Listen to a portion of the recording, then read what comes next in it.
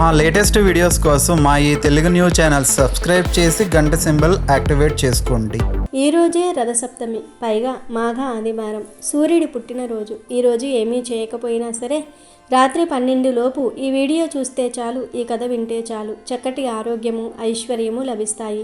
సూర్యలోకం ప్రాప్తిస్తుంది. 1 గంటలోనే మీ సుడి తిరిగిపోతుంది. వద్దన్న ధనం వస్తూనే ఉంటుంది.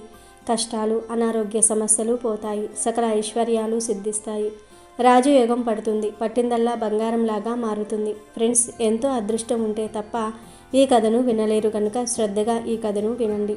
చాలామంది స్కిప్ చేసుకుంటూ అక్కడ కొంచెం వింటారు. అలా కొంచెం వింటే పుణ్యం రాదు కనుక చివరి వరకు ఈ కథను వినండి. అప్పుడే మీకు పూర్తి పుణ్యఫలం దక్కుతుంది. ఫ్రెండ్స్, ఈ కథ వినే ముందు ఓం శ్రీ ఆతిథ్యాయ నమః అని ఒక కామెంట్ చేయండి. అలాగే ఈ వీడియోకి ఒక లైక్ కొట్టడం మర్చిపోవద్దు. పూర్వం ఒక చిన్న గ్రామంలో తల్లిదండ్రులు లేని ఒక అనాథ బాలిక ఉండేది. ఆమెకు ఆకలి బాధ తప్ప అమ్మ ప్రేమ ఎలా ఉంటుందో కూడా తెలియదు. నాన్న పిలుపులోని ధైర్యం ఎప్పుడూ అనుభవించలేదు. ఆ పసిప్రాణం ఆకలి తీర్చుకోవడానికి వీధుల్లో తిరుగుతూ ఎవరైనా జాలిపడి పిడికెడు అన్నం పెడితే తిని గుడి మెట్ల మీదో లేదా చెట్టు కిందో ముడుచుకుని నిద్రపోయేది. కానీ విధి ఆ చిన్నారిపై పగబట్టినట్లుంది. కాలం గడుస్తున్న కొద్దీ ఆ బాలికకు ఒక వింత చర్మ వ్యాధి సోకింది. ఒళ్ళంతా ఎర్రటి పుండ్లు పడి వాటి నుండి రసి కారుతూ ఈగలు ముసురుతూ ఉంటే ఆ బాధ వర్ణనాతీతం. ఆ పసి శరీరం విపరీతమైన జ్వరంతో కాలిపోయేది. ఒకప్పుడు అమాయకంగా ఉండే ఆమె ముఖం ఇప్పుడు చూసేసరికే భయం కలిగించేలాగా మారిపోయింది. చిరిగిన బట్టలు, రేగిన జుట్టు, పుల్లతో ఉన్న ఆ పిల్లను చూసి జనం ఆమడ దూరం పరిగెత్తేవారు. ఛీ దరిద్రం, ఆ పిల్ల నీడ మన మీద పడినా ఏదో ఒక రోగం అంటుకుంటుంది అని చేదరించుకునేవారే తప్ప పాపం అని దగ్గరికి తీసుకునే నాథుడే లేడు. ఒకరోజు మధ్యాహ్నం ఎండలో ఆకలితో పేగులు మెలిపెడుతూ ఉండగా జ్వరంతో ఆ బాలిక నడవలేక నడి రోడ్డుపైనే స్పృహ తప్పి పడిపోయింది. నోరు ఎండిపోయి నీళ్ళు అని మొలుగుతున్న అటుగా వెళ్ళే వారంతా ముక్కు మూసుకొని పక్క నుండి తప్పుకొని వెళ్ళిపోయారు. అప్పుడు ఆ బాలిక మనసులో, దేవుడా, నాకు ఈ జన్మ చాలు, నన్ను నీ దగ్గరకు తీసుకుపో అని కన్నీరు మున్నీరుగా రోధించింది. సరిగ్గా అదే సమయంలో ఆ ఊరి చివరన ఉన్న అడవికి సమీపంలోని ఆశ్రమానికి చెందిన ఒక మహర్షి అటువైపుగా వచ్చారు. ఆయన ముఖంలో ఏదో తెలియని దివ్య తేజస్సు ఉంది. అందరూ అసహ్యించుకుంటున్న ఆ బాలికను చూడగానే ఆయన హృదయం ద్రవించిపోయింది. లోకమంతా ఆమెను రోగిష్టిలా చూస్తే ఆ మహర్షి మాత్రం ఆమెలో ఒక పసి ప్రాణాన్ని, దైవ స్వరూపాన్ని చూశారు. వెంటనే తన కమండంలోని పవిత్ర జలాన్ని ఆమె ముఖంపై చల్లారు. ఆమె కళ్ళు తెరవగానే భయపడొద్దని సైగ చేసి ఆ పుళ్లతో ఉన్న శరీరాన్ని ఏమాత్రం అసహ్యించుకోకుండా తన చేతులతో ఎత్తుకుని ఆశ్రమానికి తీసుకుని వెళ్ళారు. ఆ దృశ్యం చూసిన గ్రామస్తులు ఆశ్చర్యపోయారు. ఆశ్రమంలో ఆమెకు మహర్షి స్వయంగా సేవ చేశారు. అడవిలో దొరికే అరుదైన మూలికలతో మందు నూరి ఆమె గాయాలకు పూశారు. పాలు పండ్లు ఇచ్చి ఆమెలో శక్తి నింపడానికి ప్రయత్నించారు. రోజులు, వారాలు, నెలలు గడిచాయి. కానీ విధి వక్రించినట్లుగా ఆమె వ్యాధి మాత్రం తగ్గలేదు. ఎన్ని మందులు వాడినా పుండ్లు మానకపోగా శరీరం ఇంకా కృషించిపోయింది. మహర్షికి అర్థమైంది, ఇది సామాన్యమైన వ్యాధి కాదు, దీనికి మందు ఆ దైవశక్తి మాత్రమే అని. మానవ ప్రయత్నం ఆగిపోయిన చోట దైవ ప్రయత్నం మొదలవుతుందని ఆయన నమ్మారు. ఒకరోజు సాయంత్రం సూర్యుడు అస్తమిస్తున్న వేళ మహర్షి ఆ బాలికను పిలిచి తన పక్కన కూర్చోబెట్టుకున్నారు. ఎంతో వాత్సల్యంతో ఆమె తల నిమురుతూ ఇలా అన్నారు, తల్లి, దిగులు పడకు. వైద్యం విఫలమైన చోట వేద మంత్రం పనిచేస్తుంది. రేపే రథసప్తమి. లోకానికి వెలుగునిచ్చే ఆ సూర్యభగవానుడు జన్మించిన పవిత్ర దినం. సూర్యుడు అంటే కేవలం గ్రహం కాదు, ఆయన ఆరోగ్య ప్రదాత. సాక్షాత్తు శ్రీకృష్ణుడి కుమారుడైన శాంబుడు కూడా సూర్య ఆరాధనతోనే కుష్టి వ్యాధి నుండి విముక్తి పొందాడు. నీకు కూడా ఆయనే దిక్కు. రేపు ఉదయాన్నే సూర్యోదయానికి ముందే నిద్రలేచి నదిలో స్నానం చేసి సూర్యుడు ఉదయిస్తున్న సమయంలో ఎర్రటి పూలను చెంబుడు నీటిలో వేసి ఆ నీటిని ఆయనకు ఆజ్యం సమర్పించు. రేపటి నుంచి మొదలుపెట్టి 41 రోజుల పాటు ఏకధాటిగా మనస్సు నిండా భక్తితో ఆతిథ్య హృదయం పారాయణం చెయ్యి. ఆయన కిరణాలలోనే అమృత ధారలు ఉన్నాయి, అవి నిన్ను తప్పక రక్షిస్తాయి అని ధైర్యం చెప్పారు. గురువుగారి మాటను వేదవాక్కుగా భావించింది ఆ బాలిక. మరునాడు రథసప్తమి పర్వదినం. బయట ఎముకలు కొరికే చలి ఉన్నా లెక్క చేయలేదు. బ్రహ్మ ముహూర్తంలో నిద్రలేచి నదిలో స్నానం చేసి తడి బట్టలతోనే ఆకాశం వైపు చూసింది. తూర్పు దిక్కున ఎర్రని బంతిలా సూర్యుడు ఉదయిస్తూ ఉండగా 2 చేతులతో నీటిని దోసిల్లోనికి తీసుకుని ఓం సూర్యాయ నమః అంటూ ఆర్జ్యం వదిలింది. మహర్షి నేర్పించిన ఆతిథ్య హృదయం చదవటం మొదలుపెట్టింది. మొదట్లో ఆమె గొంతు వణికేది, శరీరం నొప్పులు పెట్టేది. కానీ రోజులు గడుస్తున్న కొద్దీ ఆ ఉదయపు లేలేత సూర్యకిరణాలు ఆమె శరీరంపై పడగానే ఏదో తెలియని శక్తి ప్రవేశించినట్లుగా అనిపించేది. ఆ కిరణాల స్పర్శకు ఆమె చర్మంపై ఉన్న పుండ్లు మెల్లగా ఆరిపోవటం మొదలైంది. నొప్పి తగ్గిపోయింది. మనసులో ప్రశాంతత నెలకొంది. సరిగ్గా 41 రోజులు పూర్తయ్యేసరికి ఒక అద్భుతం జరిగింది. ఒకప్పుడు చూస్తేనే భయపడే ఆ బాలిక ఇప్పుడు బంగారు వర్ణంలో మెరిసిపోతూ ఆరోగ్యవంతురాలిగా మారింది. ఆమె ముఖంలో సూర్య తేజస్సు కొట్టొచ్చినట్లుగా కనిపిస్తుంది. ఇది చూసిన ఊరి జనం ఇది సాక్షాత్తు దేవుడి మహిమే అని ముక్కున వేలేసుకున్నారు. మహర్షి ఆనందానికి అవధులు లేవు. ఆమెను తన సొంత కూతురిలా ఆశ్రమంలోనే పెంచి పెద్ద చేశారు. ఆమెకు సకల విద్యాబుద్ధులు నేర్పించారు. కొన్నేళ్ల తర్వాత ఆమె ఒక గుణవంతుడైన యువకుడిని వివాహం చేసుకుంది. ఎంత వైభవంగా బ్రతుకుతున్నా ఆమె తన గతాన్ని మర్చిపోలేదు. ప్రతి ఏటా రథసప్తమి రోజున తనను బ్రతికించిన ఆ సూర్య భగవానుడికి ఆశ్రయం ఇచ్చిన ఆ మహర్షికి కృతజ్ఞతలు చెప్పుకుంటూ వేడుక జరిపేది. తన కథను అందరికీ చెప్తూ నమ్మకంతో ఆ ఆతిథ్యుని ఆరాధిస్తే కరిగేది మంచు మాత్రమే కాదు, మన కష్టాలు రోగాలు కూడా అని ప్రచారం చేస్తూ సంతోషంగా జీవితాన్ని గడిపింది. నమ్మకం ఉన్న చోట అద్భుతాలు జరుగుతాయి. లోకం ఎంత అసహ్యించుకున్నా దైవం ఏదో ఒక రూపంలో మనల్ని ఆదుకుంటుందని ఈ అనాథ బాలిక గాథ నిరూపిస్తుంది. ముఖ్యంగా సూర్య భగవానుడు కేవలం వెలుగునిచ్చే దేవుడు మాత్రమే కాదు, ఆయన ఆరోగ్య ప్రదాత. ఎలాంటి కష్టమైనా అంతుచిక్కని రోగమైనా సరే పూర్తి విశ్వాసంతో క్రమశిక్షణతో ఆతిథ్యుని ఆరాధిస్తే చీకటిని చీల్చుకుంటూ వచ్చే సూర్యోదయంలా మన జీవితంలోని కష్టాలు కూడా తొలగిపోతాయి. భక్తితో పాటు తోటివారిపై కరుణ కలిగి ఉండటమే నిజమైన మానవత్వం. అలాగే ఈ రథసప్తమి రోజే సూర్య భగవానుడి పుట్టినరోజు జరుపుకుంటూ ఉంటారు కనుక ఈరోజు సూర్య భగవానుడు ఎలా పుట్టాడో తెలిపే ఈ కథను వింటే చాలు, సూర్యుడు అనుగ్రహంతో అష్ట ఐశ్వర్యాలు సిద్ధిస్తాయి. పూర్వం కశ్యపుడు అనే ఒక ప్రజాపతి ఉన్నాడు. ఆయనకు అతిథి మొదటి భార్య. దక్ష ప్రజాపతి 13 కుమార్తెల్లో పెద్ద ఆవిడ పేరు అతిథి. దక్షుడి యొక్క 13 కుమార్తెలను కశ్యపుడు పెళ్లి చేసుకున్నాడు. అతిథి, తిథి, వినత, కద్రువ, మానవ, సురస వీళ్ళంతా కూడా దక్షుడి కుమార్తెలు. అందులో మొదటి ఆవిడ అతిథి. ఆ ఆవిడకు పుట్టిన కుమారులు కాబట్టి ఇంద్రాదిదులందరినీ ఆదిత్యులు అన్నారు. ఒకసారి ఈ భూమండలంలో రాక్షసులు విపరీతంగా పెరిగిపోయారు. ద్వితీయ పుత్రులు దైత్యులు అంటే రాక్షసులు. వీళ్ళు దేవతలను సర్వనాశనం చేయటం మొదలుపెట్టారు. ఋషులను నాశనం చేయటం మొదలుపెట్టారు. యజ్ఞాలు పాడు చేశారు. అధర్మం పెరిగిపోయింది. వీళ్లను ఎలా నాశనం చేయాలో తెలియక దేవతలంతా కూడా తల్లిదండ్రుల దగ్గరకు వచ్చి ఇలా మొరపెట్టుకున్నారు. ఓ అతిథి కశ్యప ప్రజాపతులారా, మీరు మా తల్లిదండ్రులు. మీ పుత్రులైనటువంటి రాక్షసులు మమ్మల్ని నాశనం చేస్తున్నారు.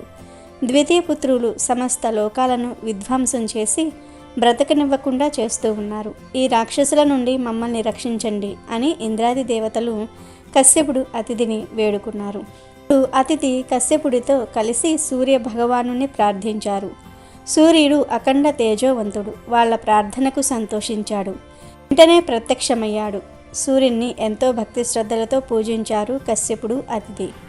అప్పుడు ఆ సూర్య భగవానుడు వారితో ఇలా అన్నాడు. ఓ ప్రజాపతులారా, మీకు ఏ వరం కావాలో కోరుకోండి అన్నాడు. దానికి వారు, చూడు స్వామి, రాక్షస సంహారం కోసం నువ్వు మా కడుపున పుట్టి లోకములను నాశనం చేస్తున్న దైత్యుల్ని సంహరించు, యజ్ఞములను రక్షించు, ఇంద్రాది దేవతలకు స్వర్గము వచ్చేలాగా చెయ్యి, ధర్మ సంస్థాపన చెయ్యి అని అన్నారు. దానికి సూర్యుడు, తథాస్తు, నేను మీ కడుపులో ప్రవేశించి మళ్ళీ అవతరిస్తాను, కొడుకునై పుడతాను అన్నాడు. ఇచ్చిన మాట నిలబెట్టుకుని అతిథి గర్భంలో కశ్య ప్రజాపతి ద్వారా ప్రవేశించాడు సూర్య భగవానుడు. అతిథి సూర్యుడిని తన గర్భంలో ధరించింది. సూర్యుడి తేజస్సు అతిథి కడుపులో ప్రవేశించింది. 1000 సంవత్సరాల పాటు అతిథి గర్భం ధరించింది. అంటే సూర్యుడిని అతిథి గర్భంలో 1000 ఏళ్లు మోసింది. ఈ 1000 సంవత్సరాల పాటు అతిథి మంచినీళ్లు త్రాగలేదు, అన్నం తినలేదు, ఉపవాసంతో ఉంది. దాంతో కశ్యపుడికి కోపం వచ్చి, కడుపులో ఉన్న పిల్లవాడిని చంపేస్తావా, చనిపోయిన పిండం పుడుతుందేమో అని మందలిచ్చాడు. అప్పుడు ఆవిడ బెంగ పెట్టుకోకు, కడుపులో ఉన్నవాడు సామాన్యుడు కాదు, మహాత్ముడు పుడతాడు. ఉపవాసం ఉన్న కొద్దీ ఇంకా బలంగా పుడతాడు అన్నది. అలా అనగానే కడుపులో నుండి పిల్లవాడు బయటకు వచ్చాడు. ఈ విధంగా అతిథికి కశ్యపుడికి ఇచ్చిన మాట నిలబెట్టుకుని సూర్యభగవానుడు కొడుకుగా పుట్టిన తిథి మాఘమాసం శుక్లపక్షం సప్తమి తిథి. దీనినే ఈరోజు మనం సూర్య జయంతిగా రథసప్తమిగా జరుపుకుంటున్నాం. విష్ణు స్వరూపుడైన సూర్యభగవానుడు అతిథికి కశ్యపుడికి జన్మించినటువంటి దివ్య తిథి ఈ రథసప్తమి. ఈ విధంగా సూర్యభగవానుడు అతిథికి పుట్టి ఆతిథ్యుడిగా పిలువబడుతున్నాడు. ఆ భగవంతుడు వెంటనే 7 గుర్రములు గల రథం ఎక్కి ఆకాశ మార్గానికి వెళ్ళిపోయి తిరిగి తన సూర్యబింబంలో లీనమైపోయాడు. 7 గుర్రములు గల రథం మీద ఆ స్వామివారు సప్తమి నాడు తిరిగి తన సూర్యమండలానికి వెళ్ళిపోయాడు. కనుక దీనికి రథసప్తమి అని పేరు వచ్చింది. సూర్య భగవానుడు పుట్టగానే తల్లిని తండ్రిని అనుగ్రహించి దీవించి వారి కోరిక మీద మధ్యాహ్న సమయం కల్లా 7 గుర్రములు రథం ఎక్కి సూర్యమండలం చేరుకున్నాడు. అలా సూర్యుడు పుట్టగానే ఆయన చేతిలో తామర పువ్వుతో పుట్టాడు. 4 చేతులతో పుట్టాడు. శంఖచక్రం, అభయహస్తం, తామర పువ్వుతో జన్మించాడు. ఇక అప్పుడు అతిథి కశ్యపుడు ఇలా అన్నారు: నాయనా, నీవు మా కుమారుడవై పుట్టి మమ్మల్ని తరింపచేశావు. దేవతలను, మానవుల్ని, ఋషులను, సమస్త లోకాలను ధ్వంసం చేస్తున్న రాక్షసుల్ని సంహరించి దుష్ట శిక్షణ చేసి ధర్మ సంస్థాపన చెయ్యి అని ప్రార్థించారు. అప్పుడు ఆయన అనూరుడు అనే వాడిని రథసారథిగా చేసుకుని 7 గుర్రములు గల రథం మీద బయలుదేరి చేతిలో కోదండం ధరించి ఆ కోదండానికి బ్రహ్మాస్త్రం, ఆతిథ్యాస్త్రం, ఆగ్నేయాస్త్రం లాంటి అస్త్రాలు సంధించి రాక్షసుల్ని విధ్వంసం చేశాడు. ఈ విధంగా ఆయన విజృంభించి రాక్షసుల్ని చంపి శరణు అన్న వారిని మార్చి రక్షించాడు.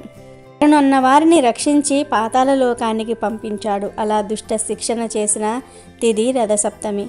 ఇక దుష్ట శిక్షణ జరిగాక బృహస్పతి వచ్చి భక్తి శ్రద్ధలతో సూర్యున్ని ప్రార్థించాడు. తర్వాత దేవతలందరూ సూర్యున్ని, ప్రభు, 7 గుర్రముల రథం మీద సూర్యమండలం చేరావు, దుష్ట శిక్షణ చేశావు, మమ్మల్ని రక్షించావు అని పొగిడారు.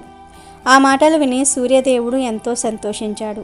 అలా కథ సుఖాంతమయ్యింది. ఇదంతా జరిగింది రథసప్తమి రోజే కనుక రథసప్తమి సందర్భంగా ఈ కథను వింటే చాలు 1000 యజ్ఞాలు చేసిన ఫలితం పొందుతారు. ఈ కథను విన్న తర్వాత గురువులకు యథాశక్తిగా దక్షిణ తాంబూలాలు ఇచ్చినటువంటి వారు 1,000,000 గోవులను బంగారంతో సహా కలిపి కురుక్షేత్రంలో దానం చేసినంత ఫలితం పొందుతారు. అలాంటి వారి ఇంట్లో దరిద్రం మొత్తం కూడా పోయి, జన్మల పాపాలు పోయి 1,000,000 జన్మల మహాపుణ్యం వస్తుంది. ఇక మీ ఇంట్లో అన్ని శుభాలే కలుగుతాయి. ఈ రథసప్తమి కథను విన్నా, చెప్పినా, చదివినా జన్మల పాపాలు పోతాయి, ఐశ్వర్యం సిద్ధిస్తుంది, సకల శుభాలు కలుగుతాయి. అలాగే ఈ రథసప్తమి సందర్భంగా అరసవెల్లి సూర్య భగవానుడు ఎలా వెలిశాడు, అసలు ఆ దేవాలయాన్ని ఎవరు నిర్మించారో తెలిపే ఈ పురాణ కథను వింటే చాలు అదృష్టం మీ తలుపు తడుతుంది, ఎటువంటి రోగాలు మీ దరిచేరవు. ఆంధ్రప్రదేశ్లోని శ్రీకాకుళం జిల్లాలో వెలసిల్లుతున్న అరసవెల్లి క్షేత్రం వెనుక అత్యంత ఆసక్తికరమైన పురాణ గాథ ఒకటి ఉంది. పురాణాల ప్రకారం ఒకసారి దేవేంద్రుడు పరమశివుణ్ణి దర్శించుకోవడానికి కైలాసానికి వెళ్తాడు. అయితే ఇంద్రుడు అక్కడికి చేరుకునేసరికి సమయం మించిపోతుంది.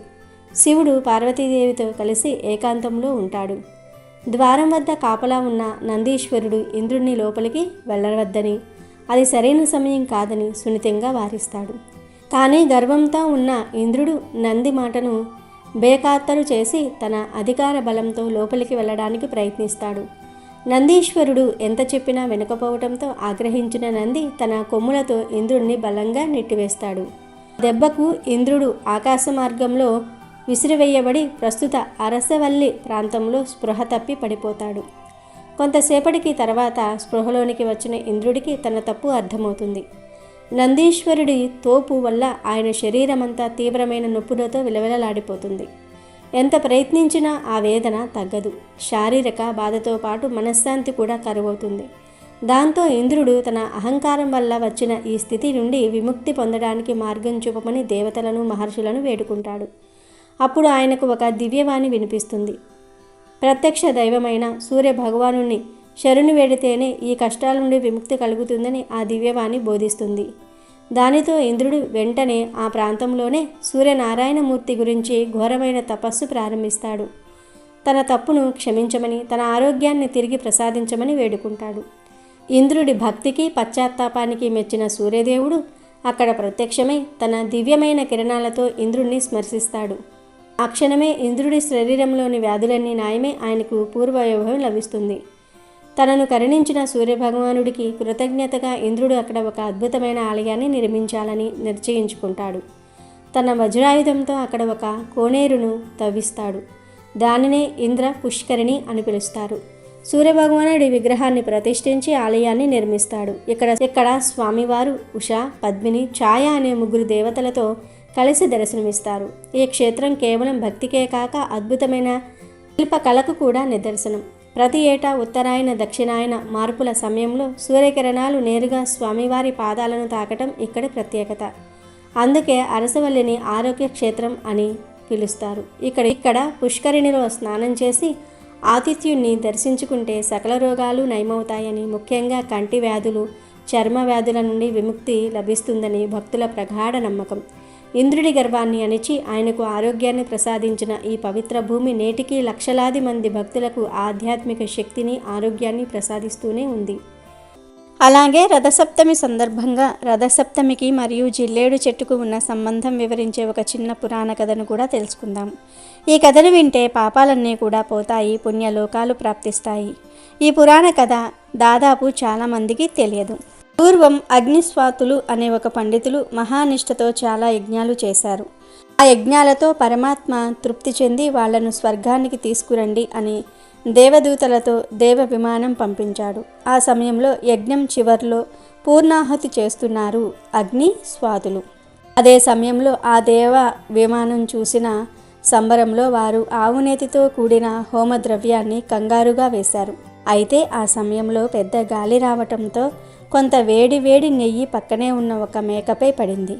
ఆ వేడికి మేక చర్మం ఊడిపోయి మరణించింది. అంతేకాదు ఆ మేక ఆత్మ వీరికంటే ముందుగా వెళ్ళి దేవ విమానంలో కూర్చుంది. అలా ఊడిపోయిన మేక చర్మం పక్కనే ఉన్న ఒక చెట్టుపై పడింది. అప్పటి నుండి ఆ చెట్టు మూలతత్వం మారిపోయి మెత్తని ఆకుల్ని ధరించిన జిల్లేడు చెట్టుగా మారిపోయింది. అలా జిల్లేడు ఆకు యజ్ఞం అంతం సమయంలో అశ్వధారలు ధరించటంతో పరమ పవిత్రమైంది. అందుకే జిల్లేడు ఆకును ముట్టుకుంటే మేక చర్మంలా మెత్తగా ఉంటుంది. ఇక జరిగిన దానికి అగ్నిస్వాతులు బాధపడ్డారు. అప్పుడు అదే సమయంలో ఆకాశవాణి ఇలా పలికింది: మీరు దుఃఖించవలసిన పని లేదు. మీరు చేసిన యజ్ఞఫలం ఆ మేకకు కూడా దక్కి ఎంతో దుర్లభమైన స్వర్గ ప్రాప్తి కలిగింది. ఇక ఈ జిల్లేడు చెట్టు మేక చర్మ స్పర్శతో పవిత్రమై అర్కవృక్షంగా అనగా పూజింపదగినదిగా మారిందని పలికింది. ఆ మాటలు విని అగ్నిస్వాతులు ఎంతో సంతోషించారు. ఇది జరిగింది మాఘశుద్ధ సప్తమి తిథి రోజు. అందుకే ఆ రోజు నుండి రథసప్తమి రోజు నెత్తి మీద జిల్లేడు పెట్టుకొని సూర్యుడి ప్రీతి కోసం స్నానం చేసేవారికి లేస మాత్రం యజ్ఞఫలం లభిస్తుంది. అంతేకాదు 7 జన్మలలోని ఎలాంటి పాపాలైనా పోతున్నాయి. అలాంటి వారు స్వర్గలోకంలో శాశ్వత ఆనందాన్ని పొందుతారు. అంతేకాదు ఈరోజు ఇలా స్నానం చేస్తే రోగాలు, శోకాలు, అన్ని రకాల ఇబ్బందులు తొలగిపోతాయి. రథసప్తమి వ్రత మహత్యం తెలిపే ఒక వ్రత కథ కూడా ఉంది. ఈ కథ విన్నా, చదివినా, చెప్పినా కోటి జన్మల పుణ్యం వస్తుంది.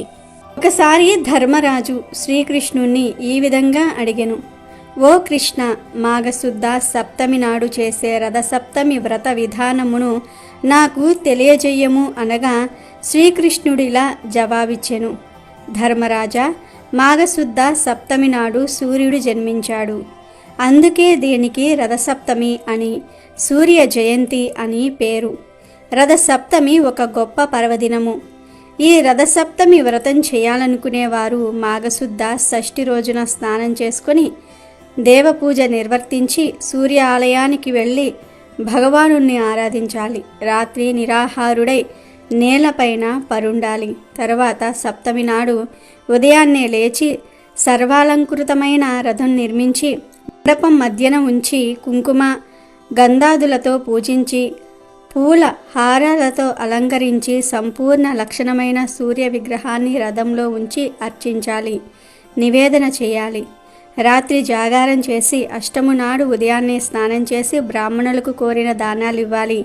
ఆ రథాన్ని 2 రక్త వస్త్రాలను అనగా ఎర్రని వస్త్రాలను, రక్తవర్ణపు ఆవును గురువుకు దానమివ్వాలి. ఈ వ్రతం ఆచరిస్తే భాస్కర ప్రసాదం వల్ల నీ కుమారుడు మహా తేజస్వి అవుతాడు, అపూర్వ బల పరాక్రమవంతుడవుతాడు, సమస్త భోగాలను అనుభవించి నిరాటంకంగా రాజ్యం పరిపాలించి సూర్యలోకం పొంది అక్కడ ఒక కల్ప పర్యాంతం ఉండి తర్వాత చక్రవర్తిత్వం పొందుతాడు అని చెప్పాడు. ఇంకా ఈ రోజున సూర్యదేవుడికి క్షీరాన్నం నివేదన చెయ్యాలి. ఈ ప్రసాదాన్ని ఎందుకు నివేదన చేయాలనే దానికి కూడా ఒక కారణమున్నది.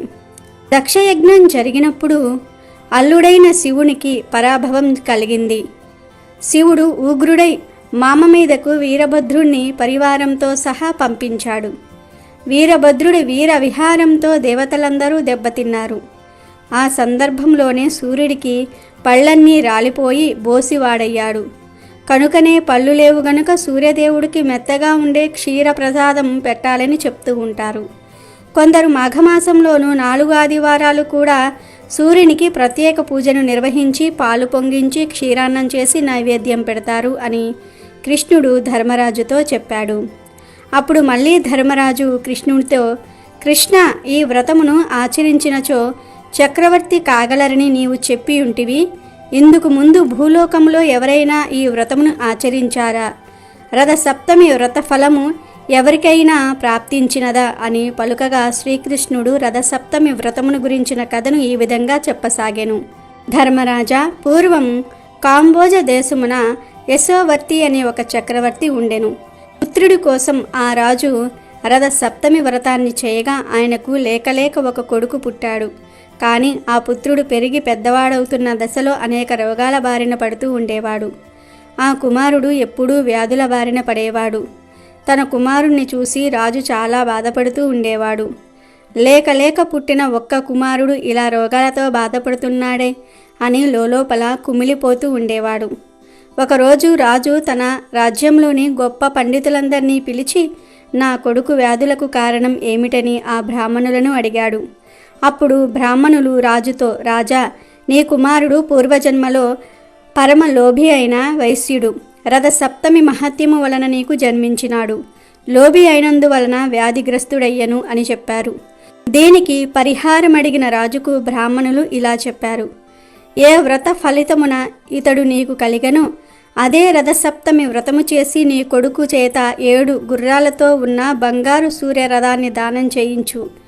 అప్పుడు అతని పాపము నశించి చక్రవర్తి అవుతాడు అని ఋషులు చెప్పగానే రాజు అలా చేశాడు. దాంతో రాజకుమారుడు రోగాల నుండి స్వస్థత పొందుతాడు. ఆ కుమారుడే కొంతకాలానికి ఆ రాజ్యానికి రాజుగా మారుతాడు. ఈ కథను రథసప్తమి రోజు భక్తితో ఎవరు విందురో వారికి భానుడు సంతోషించి మంచి ధనధాన్య సంపదలను ఇస్తాడు. ఈ విధంగా బంగారంతో చేయబడిన గుర్రాలతో కూడుకుని ఉన్న శ్రేష్ఠ రథమును మాఘమాస సప్తమి రోజున ఎవరు దానం చేయుదురో వారు చక్రవర్తులవుతారు అని కృష్ణుడు రథసప్తమి మహత్యం గురించి ధర్మరాజుకు చెప్తాడు. అలాగే ఈరోజు మాఘ పురాణంలోని రథసప్తమి ప్రాముఖ్యతను తెలియజేసే ఈ పవిత్ర కథను వింటే చాలు, కష్టాలు పోతాయి, మీ జీవితం అద్భుతంగా మారి రాజయోగం పడుతుంది. వంగదేశమును సూర్యవంశపు రాజుకు సులక్షణ మహారాజు పరిపాలిస్తూ ఉండేవాడు. అతనికి 9 భార్యలు. అతడు గొప్ప ధైర్యవంతుడు, బలవంతుడు, ధర్మపాలకుడు. తన దేశ ప్రజలకు ఏ ఆపద వచ్చినా తనదిగా భావించి విచారణ చేసేవాడు.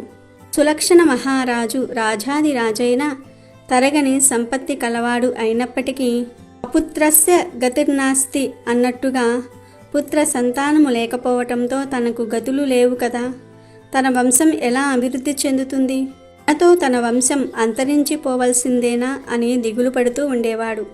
ఒకనాడు సులక్షణ మహారాజు తన రథమెక్కి నైమిసారణ్యంలో మునులు తపస్సు చేసుకుంటున్న ప్రదేశమునకు వెళ్ళి వారికి నమస్కరించి, ముని శ్రేష్ఠులారా, నేను వంగ దేశాధిపతిని. నా పేరు సులక్షణుడు. నాకు 9 భార్యలు. ఒక్కరికి కూడా సంతానము కలగలేదు. నాకు ఎలా పుత్ర సంతానము కలుగుతుందో వివరించమని అంజలి ఘటించి ప్రార్థించాడు. మహారాజు మాటలకు మునులకు జాలి కలిగి, రాజా, నీకు సంతానము లేకపోవుటకు కారణము జన్మలో నువ్వు సౌరాష్ట్రమును పాలిస్తున్నప్పుడు ఆ జన్మలో ఒకసారి అయినా మాఘస్నానము చేయలేదు, ఏ ఒక్క దానము ఇవ్వలేదు. ఒక సద్బ్రాహ్మణునకు గుమ్మడికాయను అయినా సరే దానం చేసి ఉంటే ఈ జన్మలో పుత్ర సంతతి కలిగి ఉండేది. వెనుక జన్మ కర్మఫలం వలన నీకు ఈ జన్మలో పుత్ర సంతతి కలగలేదు. ఎవరు మాఘమాసంలో ఒక్కరైనా కూష్మాండమును దానం చేస్తారో వారికి సందేహము లేకుండా తప్పక పుత్ర సంతానము కలుగుతుందని చెప్పి ఒక ఫలమును మంత్రించి రాజుకిచ్చి దీనిని నీ భార్యలతో తినిపించమని చెప్పారు. మహాభాగ్యం అని ఫలమును కండ్లకద్దుకుని ఇంటికి వెళ్ళిపోయాడు సులక్షణ మహారాజు. ఇక రాజభవనంలో భర్త రాక విని భార్యలు ఎదురెళ్ళి మంగళహారతులు ఇచ్చి సేద తీర్చారు. రాజు తాను తెచ్చిన మంత్రఫలము గురించి రాణులకు వివరించి భోజనం అనంతరం తినమని చెప్పి తన గదిలో ఫలమును భద్రపరిచి పత్నులతో భోజనశాలకు వెళ్ళాడు. 9 భార్యలలో చివరి భార్యకు మిక్కిలి ఆశ కలిగింది. దాంతో ఆమె ఫలమంతయు నేనే భుజించాలని తలపోసి రహస్య మార్గమున రాజు పడకగదిలోనికి వెళ్ళి ఆ ఫలమును భుజించి ఏమీ ఎరుగని దాని వలె అందరితో కలిసి తిరుగుతున్నది. ఇక తరువాత సులక్షణ మహారాజు అతని భార్యలు భోజనము చేసి మంత్రఫలము వద్దకు రాగా బంగారు పళ్ళెమందు ఉంచిన ఫలము కనిపించలేదు. దాంతో రాజుకు ఎక్కడలేని కోపం వచ్చి సింహగర్జన చేశాడు. నాకేమీ తెలియదని భార్యలందరూ ప్రమాణముగా చెప్పారు. ఎంత కష్టపడి మహామునుల అనుగ్రహము వలన సంపాదించిన మంత్రఫలమును చేతులారా పోగొట్టుకున్నాను అని దిగులు చెంది బెంగ పెట్టుకున్నాడు రాజు. అప్పుడు చివరి భార్య, నాదా, ఆశతో ఆ ఫలము నేనే తిన్నాను, క్షమింపమని వేడుకొన్నది. వంశోద్ధారకుడు ఒక్కడైనా పుడతాడని రాజు కొంత తృప్తి చెంది ఊరుకున్నాడు. గర్భవతి అయిన ఆమెను ఎంతో గారాభముగా చూసుకోసాగాడు. కనిష్ట భార్య గర్భవతి అయి 9 మాసములు నిండుచున్నందున మిగిలిన భార్యలు కన్నెర్రతో ఓర్వలేక ఆమె పుత్రవతి అయినచో తమను రాజు సరిగ్గా చూడడని ఆలోచించి ఆమె గర్భము చెడిపోయేలాగా ఆమె తినే ఆహారములో ఔషధము కలిపి పెట్టారు. కానీ గర్భంలో ఉన్నది వరపుత్రుడు గనుక గర్భంలోని శిశువుకు ఏ అపాయమూ కలుగలేదు. కానీ ఔషధం యొక్క తీవ్రత వలన తల్లికి పిచ్చి పట్టింది. ఆ పిచ్చి వలన ఒకనాటి రాత్రి ఆమె అడవిలోనికి వెళ్ళిపోయింది. అప్పటికే నిండు చూలాలు అయినందున ఆ అడవిలో ఒక బండరాతి మీద మగ శిశువును ప్రసవించింది. ఆమె ప్రసవించిన చోట ఒక పులి ఉన్నది. అది పురిటి వాసనను పసిగట్టి వచ్చి ఆమెను చంపి తినేసింది. ఆహారము కొరకు అడవిలో తిరుగుతున్న రాజహంసలు రక్తపు మరకలతో ఉన్న ఆ రాజబిడ్డను చూసి దగ్గరకు వచ్చి రెక్కలతో ఆ బాలుని తడి ఆరబెట్టి వాటి ముక్కులతో మెత్తటి గడ్డి తెచ్చి పరిచి దానిపై పడుకోబెట్టి ఆ బాలునికి తేనె పండ్లు తినిపించి 1 ఏడాది వరకు పెంచాయి. ఎండాకాలం వస్తున్నందున అక్కడ వాటికి నీరు దొరకదని ఆ బాలుని కొంత దూరములో ఉన్న తమ జాతి హంసలకు అప్పగించి వెళ్ళిపోయాయి. ఆ హంసలు ఆ బాలునికి కావలసిన పండ్లు తేనె మొదలుగునవి తెచ్చిపెట్టి పెంచుతూ ఉండగా ఒక తపస్వి తన 2 భార్యలతో వచ్చి ఆ కోనేటిలో స్నానం చేసి దుస్తులు మార్చుకునే సమయంలో హంసలతో తప్పటడుగులు వేస్తూ కొలను వద్దకు వస్తున్న బాలుని చూసి మక్కువ కలిగి వారి వెంట తీసుకుని వెళ్ళారు. వారి ఆశ్రమంలో రాజకుమారునకు 3 సంవత్సరములు వచ్చాయి.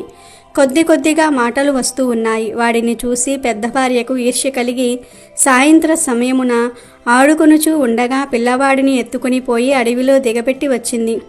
భర్త వచ్చి పిల్లవాడు ఏడని అడిగినా అస్సలు సంగతి చెప్పలేదు. ఆ బాలుని జాతక ప్రభావము ఎటువంటిదో, అతని తల్లిని అడవిలో పులి చంపివేసింది. ఇప్పుడు పెంపుడు తల్లి అడవిలో విడిచిపెట్టి వెళ్ళిపోయింది. ఆ పిల్లవాడిని దీన రక్షకుడగు శ్రీహరియే రక్షించాలి. ఆ రాత్రి బాలుడు ఏడుస్తూ అలసిపోయి నిద్రపోయాడు.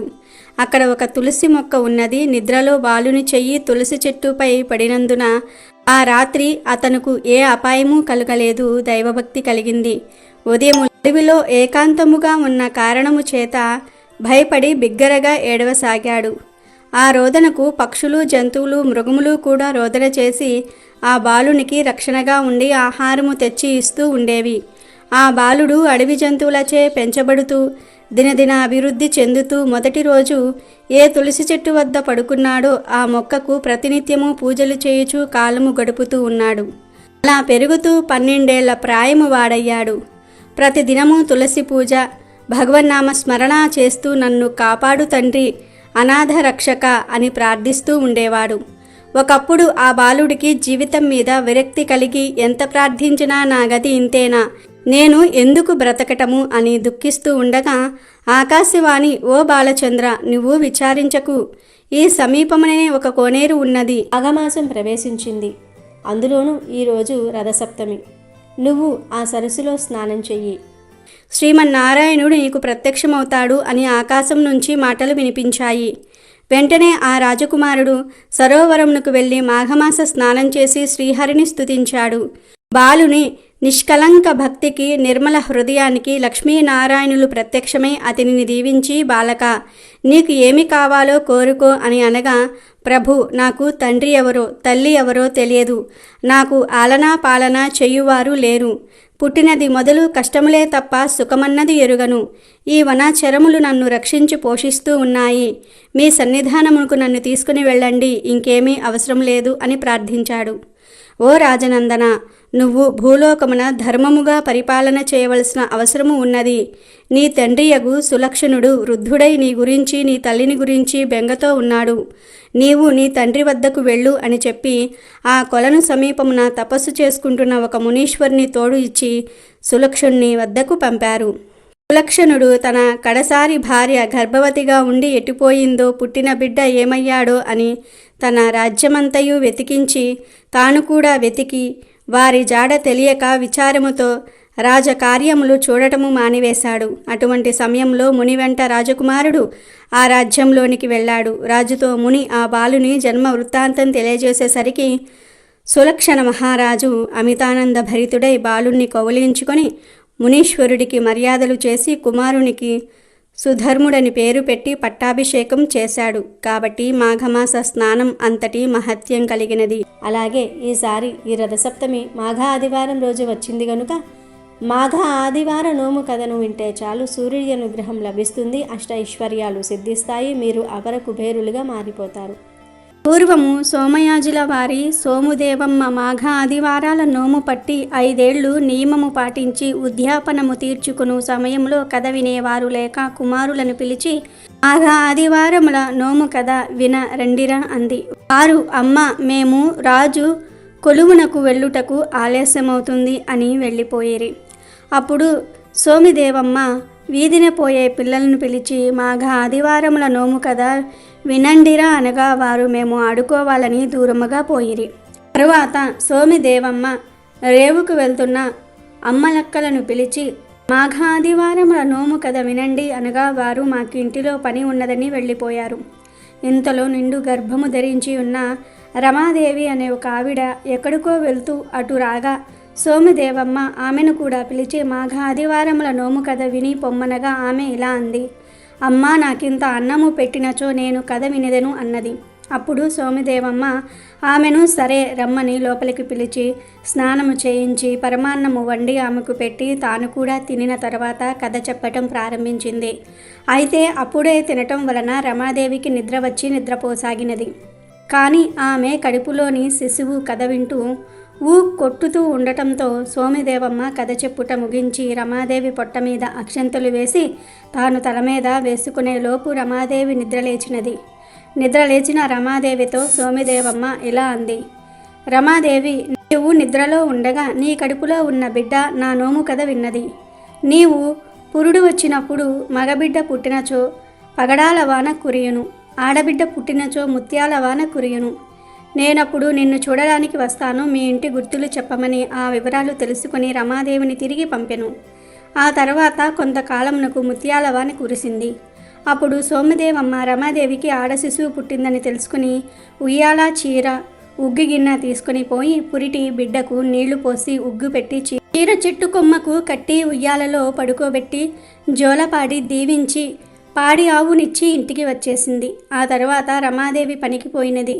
అయితే ఆ మార్గమున పోవచున్న రాజు రమాదేవి దగ్గర ఉన్న పసిపాపను చూసి ఆమె మహాలక్ష్మి అంశము గల చిన్నది, రాజ్యాంతపురములలో ఉండదగిన బిడ్డ అని గ్రహించి రమాదేవితో, అమ్మ, నీవింకా మా రాజ్యభవనమును ఉండవచ్చునని తన వెంట తీసుకుని పోయాడు. అలా వారు దారిలో వెళ్తూ ఉండే ఎండిపోయిన చెట్లు చిగురింపసాగినవి, ఇంకిపోయిన గుంటలు నీటితో నిండినవి. ఆ ఆడ శిశువుకు ఎదురైన గొడ్రాళ్లకు బిడ్డలు కలిగిరి. కొన్ని దినములకు ఆ పాప పెరిగి పెద్దదైనది. రాజకుమారుడు ఆమెను ప్రేమించి రెండవ భార్యగా వివాహమాడి అనురాగముగా చూసుకోసాగాడు. దాంతో రాజకుమారుని పెద్ద భార్యకు చిన్న భార్యపై అసూయ కలిగి దాసిచే ఆమె 7 వారముల నగలు అపహరించి ఒక భరిణెలో పెట్టి నదిలో పారవేయించినది. కానీ నదిలోని ఒక చేప ఆ నగలు గల భరిణెను మింగినది. చిన్న భార్య నగలు పోయాయని ఎంతో బాధపడింది. ఇంకొక వైపు నగలు మింగిన చేప జాలర్లకు చిక్కినది. జాలర్లు ఆ చేపనే తెచ్చి యువరాజు గారికిచ్చిరి. యువరాజు గారు దానిని వండి కూర చేయమనుచు చిన్న భార్యకు ఇంటికి పంపెను. చిన్న భార్య చేపను కొయ్యుచూ ఉండగా భరిణ బయటపడి పోయిన నగలు దొరికినవి. అప్పుడు చిన్న భార్య ఆ నగలన్నిటినీ అలంకరించుకుని రాజుకు కబురు చేసినది. రాజు వచ్చి చిన్న భార్య అలంకారము చూసి సంతోషించి నగలు దొరికిన సంగతి పెద్ద భార్యకు చెప్పుట కొరకు అంతఃపురమునకు వెళ్ళెను. పెద్ద భార్యకు నగలు దొరికిన సంగతి అంతకు పూర్వమే తెలిసి చిన్న భార్యను ఏ విధంగానైనా ఆమెను చంపేయాలని అనుకుంది. ఒకనాడు పెద్ద భార్య చిన్న భార్యను విందుకు పిలిచి పాయసంలో విషము కలిపి చంపబోచు ఉండగా రాజు కూడా భోజనముకు వెళ్ళి అది విషపు పాయసమని తెలియక త్రాగి మృతి చెందెను. చిన్న భార్య భర్త మరణమునకు చాలా దుఃఖించి రాజుతో సహగమనం చేయుటకు సిద్ధపడెను. పెద్ద భార్య తాను కూడా సహగమనము చెయ్యు నిశ్చయించుకొనెను. బయలుదేరి పోవుచూ ఉండగా సూర్య భగవానును వృద్ధ బ్రాహ్మణ రూపమున ఎదురు వచ్చి ఎక్కడికి వెళుచూ ఉన్నారని అడిగాను. అప్పుడు చిన్న భార్య భర్తతో సహగమనము చేయుటకు వెళుచున్నానని చెప్పాను. అది విని ఆ బ్రాహ్మణుడు సౌభాగ్యవతి భవ అని దీవించి ముందు నాకు కాళ్ళు కడుగుకొనుటకు నీళ్లు ఇచ్చి నీవు కాళ్ళు కడుక్కో అనెను. ఆమె అట్లే చేసెను. తర్వాత ఆ బ్రాహ్మణుడు నాకు దాహం ఇచ్చి నీవు కూడా దాహం పుచ్చుకోమనెను. అప్పుడు ఆమె భర్త మరణించి నేను దుఃఖించుచూ ఉన్నాను. దాహము పుచ్చుకొనుట ధర్మము కాదనెను. దానికి ఆ బ్రాహ్మణుడు నీ భర్త మరణించడు, నేను చెప్పినట్లు చేయుము అనెను. ఆమె ఆ విధంగా చేసెను. ఆ బ్రాహ్మణుడు తనకు తలంటి నీళ్లు పోసి గంధము ఇవ్వమని అడిగి ఆమె కూడా తలంటుకొని పసుపు రాసుకోమని ఆజ్ఞాపించెను. అందులకు ఆమె భయపడి స్వామి భర్త చనిపోయిన దుఃఖముతో కాళ్ళు కడుక్కొని కాళ్ళు దాచుకున్నాను, దాహం పుచ్చుకొని కడుపు దాచుకున్నాను, పసుపు రాసుకొని ముఖమెట్లా దాచుకోగలనని ప్రశ్నించినది. అందులకు ఆ బ్రాహ్మణుడు సౌభాగ్యవతి భవ, నీకు ఎందుకమ్మా అంత భయం, నేను చెప్పినట్లుగా చెయ్యమనెను. అంతటా ఆమె అట్లే చేసెను. తర్వాత ఆమె అతడు చెప్పినట్లుగా అతనికి బొట్టు పెట్టి తాను కూడా బొట్టు పెట్టుకొని అతనికి భోజనము పెట్టి తాను కూడా భోజనము చేసి అతనికి తాంబూలం ఇచ్చి తాను కూడా తాంబూలం వేసుకొని ఆ బ్రాహ్మణుని పాదాలకు నమస్కరించగా ఆ బ్రాహ్మణుడు సూర్య భగవానుడిగా మారి అమ్మా నీ భక్తికి మెచ్చి తిని నీవు తల్లి గర్భమున ఉన్నప్పుడు మాఘ ఆదివారముల కథ విని పవిత్రురాలివి అయ్యావు, నీకు ఏమి కావాలో కోరుకొనుము ఇచ్చెదను అనెను. ఆమె సంతోషించి తనకు ప్రతిభిక్ష పెట్టమని కోరికనెను. అంతట సూర్యభగవానుడు అట్లే అని అక్షింతలు ఇచ్చి ఈ అక్షింతలు నీ భర్త శవం మీద చల్లమని చెప్పి అదృశ్యమయ్యెను. తర్వాత ఆమె అక్షింతలు తీసుకుని భర్త శవం దగ్గరకు వెళ్ళి ముమ్మారు ప్రదక్షిణం చేసి భర్త మీద అక్షింతలు చల్లగా నిద్ర నుండి లేచినట్లుగా లేచెను. అది చూసి అక్కడ ఉన్న వాళ్ళంతా కూడా ఆశ్చర్యపడి నీ భర్త బ్రతకడానికి ఏమి నోము నోచితివమ్మా అని అడిగిరి. అందుకు ఆమె నేను ఏ నోము నోచలేదు, ఏ వ్రతము చేయలేదు, మాఘ ఆదివారం నోము పట్టి సోమిదేవమ్మ కథ చెప్పగా ఆ కథ నేను విన్న ఫలమే గాని నేను చేసిన ఫలం కాదని చెప్పెను. అక్కడున్న వారంతా ఆహా నోము కథ విన్నంత మాత్రమునే ఇంత మహత్యము ఉన్నది, నోము నోచుకున్నచో ఇంకెంత మహత్యము ఉంటుందోనని అప్పట్నుంచి ఈ నోము ప్రతి మాఘ ఆదివారం నోచుకుడుచూ వచ్చారు. రాజు తన 2 భార్యల చేత ఈ నోము నోయించి సుఖముగా ఉండెను. ఉద్యాపనము. ఈ నోము పట్టి 5 పండ్లు ఉద్యాపనము చేయవలని. మొదటి వారం పాలు త్రాగకుండా ఒక ఆదివారం నాడు ముత్తైదువులకు భోజనం పెట్టవలను. 2వ వారం మజ్జిగ త్రాగకుండా 5 ముత్తైదువులకు పెరుగుతో భోజనం పెట్టవలెను. 3వ వారం పప్పు తినకుండా 5 ముత్తైదువులకు బూరెలతో భోజనం పెట్టవలెను. 4వ వారం తలంటుకోకుండా 5 ముత్తైదువులకు తలంటి భోజనం పెట్టాలి. 5వ వారం తాంబూలం వేసుకోకుండా 5 భోజనం పెట్టి తాంబూలం ఇచ్చి 5 రవికల గుడ్డలు ఉగ్గెగిన్నె ఉయ్యాల ఇచ్చి ఆదినారాయణమూర్తికి 5 మూరల అంగవస్త్రం ఇచ్చి ఉద్యాపనము చెప్పుకోనవలెను. మాసంలోని ఆదివారాలకు ఎంతో విశిష్టత ఉంది. మాఘ ఆదివారాలు మాఘమాసంలో పవిత్రమైన రోజులు. ఎందుకంటే ఆదివారం ఆ సూర్య భగవానుడికి ఎంతో ఇష్టమైన రోజు. అందుకే మాఘమాసంలోని ఆదివారం రోజు ఆ సూర్య భగవానుణ్ణి విశేషంగా పూజిస్తారు. మాఘపు ఆదివారం నోములు నోచుకుంటూ ఉంటారు. మాఘ ఆదివారం ఎంతో మహత్యం కలిగిన రోజు. ఇది అపమృత్యువును పోగొట్టి అభిష్ట సిద్ధిని కలిగిస్తుంది. ఉజ్జయిని నగరంలో ఒక అవ్వ ఉండేది. ఆమెకు ఎవ్వరూ లేరు. ఆమె దైవభక్తి పరురాలు. తెల్లవారుజామునే నిద్రలేచి ఆవు పేడతో నీళ్లు చల్లి బియ్యపు పిండితో ముగ్గులు వేసేది. స్నానం చేసి శుచిగా దేవుణ్ణి పూజించేది. పూజ చేసే అంతవరకు మంచినీళ్లు కూడా ముట్టేది కాదు. అవ్వ వద్ద ఆవు లేనందున పొరుగింటి వారి నుంచి గోమయం తెచ్చుకునేది. అవ్వ ఏ రోగాలు లేకుండా ఆరోగ్యంగానూ సంతోషంగానూ ఉండటం చూసి పొరుగామె ఈర్ష్యపడేది.